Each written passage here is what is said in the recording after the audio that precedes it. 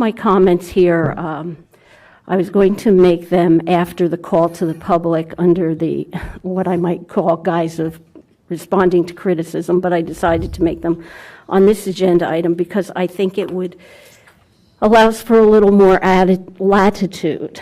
So those of you who are here or have written to demand that creationism and intelligent design be removed from the draft science standards, here are the facts.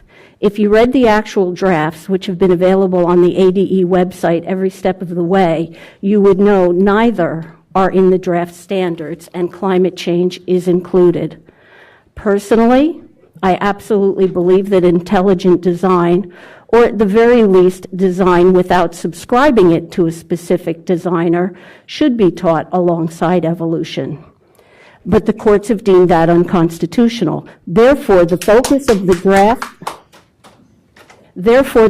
of the draft science standards is not to introduce intelligent design into the standards, but to rather clearly define and address the strengths and weaknesses of evolution theory, what we know and don't know about evolution, the positive and negative impacts of mankind on climate change. My expectation for these standards and for all our standards is to truly give our children the information and the tools they need to become the critical thinkers we profess to want them to become. Mr. Robert Gropp, Executive Director of the American Biological Sciences, wrote in a letter to the board, "The standard should be revised by science and science education experts." Mr. Gropp, that is exactly who has been involved, 108 of them to be exact. For the record, 110 people who participated in the writing and revision of science standards, exactly 2 identified themselves as parents/community members. Mr. Gropp concludes with, "Please reject the proposed standards until fully and appropriately addressing evolution and climate change science." The draft Arizona standards have more standards addressing both evolution and climate change than the standards currently being used in Arizona classrooms. Again, what I expect from our standards is simply that students be taught how to analyze and evaluate all information about evolution, climate change, or any other topic. Science is supposed to be about questioning and exploration, not blind acceptance. I'd like to take this opportunity to publicly apologize to Dr. Kazil for all the disrespect heaped upon him by the media and others, all of which was intended to create drama, fake news, and clickbait. It was absolutely shameful, in my opinion, and it was never my intent that anyone attempting to perform a public service should be treated so disgracefully. A Cave Creek Unified School District parent who identified herself as a PhD wrote, "Please remove Dr. Kazil from participation in revising science curriculum standards for Arizona public schools. Dr. Kazil is not a scientist nor an educator, and he therefore should have no role in revising or creating standards." For the record, Dr. Kazil earned his medical degree at the College of Medicine at University of Arizona and is currently an assistant biology professor at Arizona Christian University.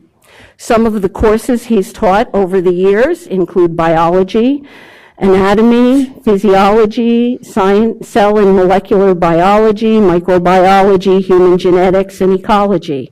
I'd love to know the writer's definition of qualifications if these are not deemed appropriate and impressive credentials. Dr. Kazil participated in exactly 1 meeting, and from all reports, he did not bring his personal beliefs into this discussion, but rather participated in the discussion at hand. What I find so offensive about this whole situation is that it is not something I have actually done that has caused an uproar, but rather what I believe that has made me and Dr. Kazil a target of hatefully belittling and hate-filled diatribes. To the Bram Resnicks and Lori Roberts of this state, my crime is holding a Christian worldview and speaking of it publicly. Clearly an unforgivable offense in the eyes of the secular left. The protest is indicative of the type of political agendas that are so wrong with our education system. Again, I repeat for those of you out there is no creationism or intelligent design in the draft science standards. Again, there are more standards dealing with evolution and climate change in the draft standards than currently being taught in our Arizona classrooms. But instead of acknowledging those facts, thus rendering the arguments meaningless, what I've received are emotional invectives. I can only hope that people who would write such mean-spirited messages are not in the classrooms setting this type of example for our children. That only certain voices or perspectives should be welcomed to the table has never been my belief or my modus operandi. Intellectual diversity should be honored and respected, and intellectually dishonest, it is intellectually dishonest to try to control the education of our children by only allowing certain politically correct opinions and agendas into our classrooms. Under such circumstances, our children are not being taught to think, they are being taught to emote. The education field should demand that only their voices be allowed at the table and parents and community members be excluded is wholly unacceptable because, quite honestly, our education system belongs to the parents and the citizens of Arizona. We serve them, not vice versa.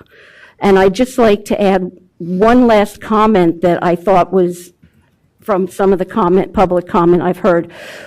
We've heard by many, we've heard by some, adopt the standards as they've been written. We've heard by many, send them back and start them all over again. There were drafts, there was an internal review, there were public comments, and then there was yet another working group of 110 people who are exactly the people you've said have to do these standards. Our science teachers, our higher education science people, they are exactly the ones who have created the drafts you're now saying send back. So with that, I nonetheless thank you all for taking the time today to attend and comment, and God bless. Thank you, Superintendent Douglas.